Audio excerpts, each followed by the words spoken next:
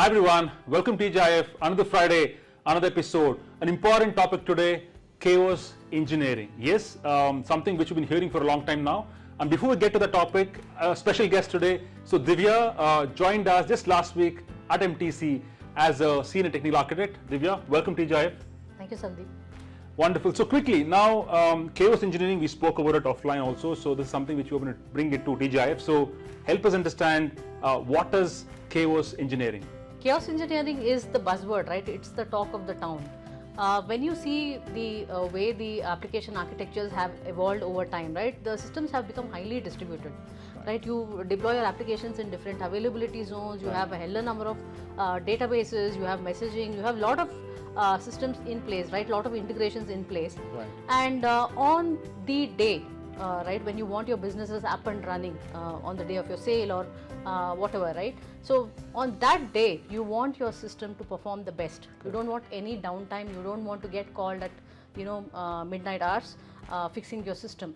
So chaos engineering is a discipline, is a systematic way of gradually testing out your systems for all the failures that could occur during the live run of the system, right? So it's a well thought testing framework, just like how you would have your unit testing and your integration testing. You will have a systematic testing approach to nail down all the issues in your system. Perfect. I think that's the what of chaos engineering. So how do we do it? Let's say I'm an enterprise and I'm new to this topic and I want to get started. So how? Yeah, like I said, it's a discipline, right? It's a very systematic process. So what we have here is we assume, so we inject chaos to identify and fix chaos, right? Just like how you would use a vaccine in the recent times we've seen, right? So you inject chaos, you have something called as a blast radius, where you would say, I will test one particular scenario, and then you gradually increase that blast radius, and then try and cover all possible scenarios. So let's say you hypothesize and say, I expect a certain service to return in 200 milliseconds, right? And is my assumption of the system correct? So that's what I would create an experiment and try to fail that. I would see where the system would break. Is my system really meeting the SLA or not? Got it. Right? And when I run the experiment, I will know how the system behaves. In fact, it's not just about testing that particular scenario. You would also identify things which you would have not even thought about. Got it. Right? Yeah. Do you have a primary and a DR in your database? When you're testing your service, you will discover other aspects of the system which may cause failures, right? So you would create several such experiments based on the scenario. You will analyze, you will try to break the system, you will find out the areas, and then you'll fix them into your build cycles, where you would fix those issues and see how the system has evolved, right? And you could integrate this in your build pipelines and put it in your lower environments, your dev test, as well as prod. I have seen firms which run this in their pipeline day in and day out, even on production systems. Got it. Wonderful. So let's do one thing. I know as Microsoft Azure, we announced Chaos Studio. So why don't we take a sneak peek into it? A quick demo from you on that. Sure, Sandeep. Yep. So let me get started with the demo. I have a quick setup here.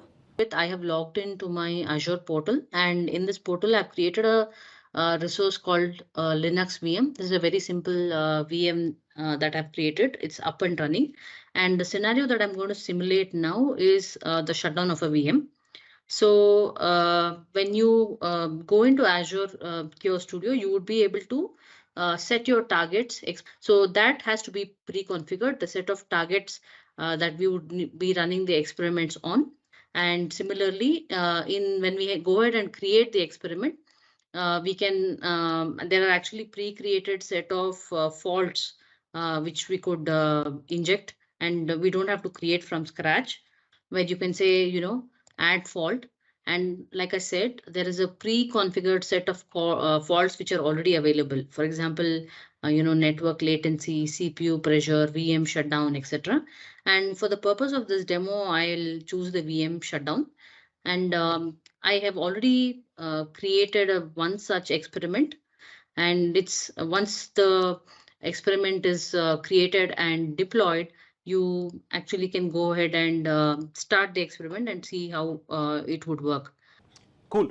Awesome. Divya, that was pretty, looks straightforward in terms of how do we engineer chaos into an environment to ensure that they know anomalies, and also I would say fault tolerant, highly performant, and ensure that on the big day the systems are more reliable.